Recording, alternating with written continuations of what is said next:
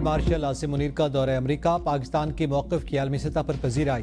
भारत का दहशतगर्दाना चेहरा एक बार फिर बेनकाब। सिक्योरिटी ज़राए के मुताबिक अमेरिका की जानिब से फितनल हिंदुस्तान, BLA और मजीद ब्रिगेड को दहशतगर्द तंजीमें करार देना फील्ड मार्शल की काविशों का मजहर है। भारतीय स्पॉन्सर्ड फितनल हिंदुस्तान को आलमी दहशतगर्द तंजीम करार देने से भारत का असल चेहरा आलमी सतह पर बेनकाब हो चुका। भारतीय खुफिया एजेंसी रा ने फितनल हिंदुस्तान के साथ बराह रास्त रवाबित कायम रखे हैं।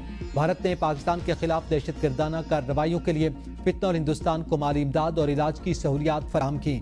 गोदी मीडिया ने फितनल हिंदुस्तान की दहशतगर्दाना कार्रवाइयों को जवाब फराहम करने की भी भरपूर कोशिश की। जराये का कहना है कि मोदी और अजीत डोवल ने बलूचिस्तान में फितनल हिंदुस्तान के साथ अपने रवाबित का बरबला इतराफ किया। कुलभूषण यादव की गिरफ्तारी भारतीय रियासती सरपरस्ती में दहशतगर्दी का वाज़ेह सबूत है। भारत के दहशतगर्दाना अज़ाइम न सिर्फ खित्ते बल्कि आलमी अमन के लिए खतरा है।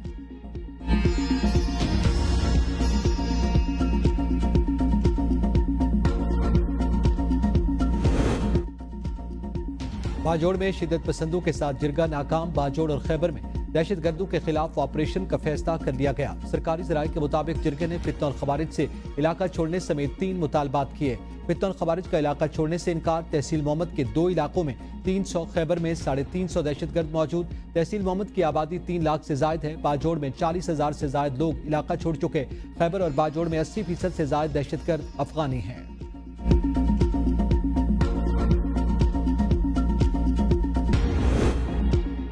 इंसदादी दहशतगर्दी अदालत लाहौर का शाह महमूद कुरैशी को रिहा करने का हुक्म। सुप्रिंटेंडेंट जेल को रिहाई का मरासला जारी। अदालत ने 9 मई के 2 केसेस में शाह महमूद कुरैशी को रिहा करने का हुक्म दिया। हुक्मनामे में कहा गया कि अगर मुल्जिम किसी और मुकदमे में मतलूब नहीं तो रिहा किया जाए।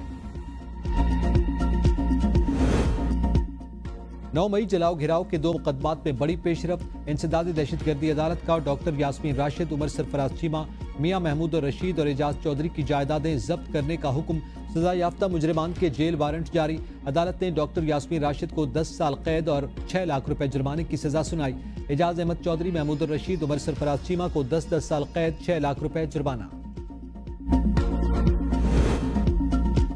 बानी PTI की 9 मई मुकदमात में जमानत का केस। पंजाब हुकूमत को नोटिस जारी। सुप्रीम कोर्ट ने लाहौर हाई कोर्ट के फैसले पर सवालात उठा दिए। प्रोसिक्यूशन को कानूनी सवालात पर तैयारी का हुक्म। चीफ जस्टिस याहिया आफरीदी की सरबराही में 3 रुकनी बेंच ने समाअत की।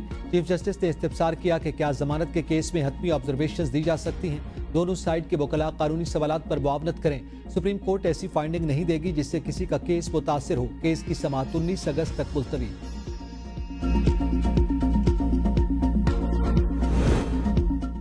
किसने कहा है कि 14 अगस्त को एहतजाज होगा? अगर किसी ने 14 अगस्त को एहतजाज का कहा है तो बिल्कुल गलत कहा है। PTI रहनुमा आजम सवाती की मीडिया के साथ गुफ्तगू। कहा ये पाकिस्तान की आज़ादी और यकजहती का दिन है। इस दिन को पूरे जोश व जज्बे के साथ मनाएंगे। 14 अगस्त कायदे आजम की फतह का दिन है।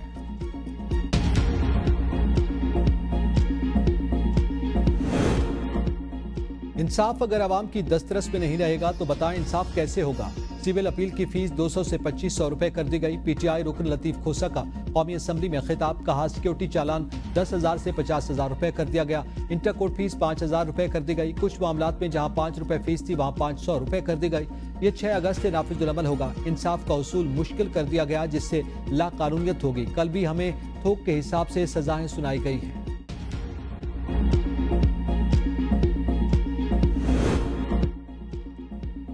कोर्ट फीसों का तो पता चला है कि बढ़ाई गई हैं। आपके बारे में भी कहा जाता था कि 1984 में 1 लाख फीस पर अब 1 करोड़ लेते हैं। वज़ीर कानून आज़म नज़ीर तारड़ का कौमी असम्बली में लतीफ खोसा को जवाब। हाउस में कहा। स्पीकर सरदार याद सादिक ने सवाल किया कि क्या वाकई आप इतनी फीस लेते हैं?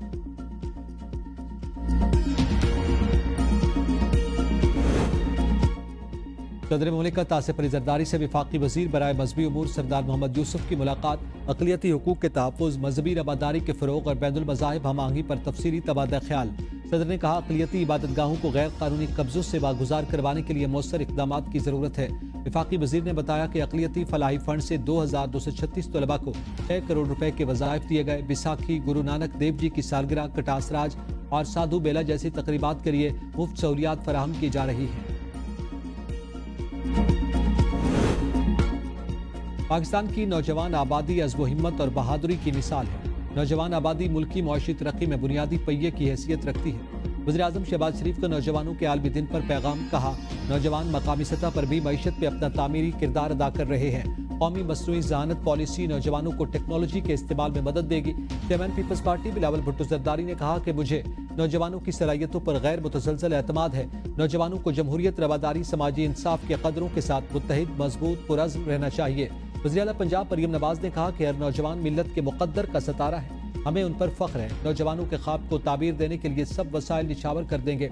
वज़ीर आला सिंध सैयद मुराद अली शाह ने कहा कि नौजवान मुल्क व कौम का कीमती असासा है। नौजवानों को तालीम याफ्ता और बासलाहियत बनाएंगे।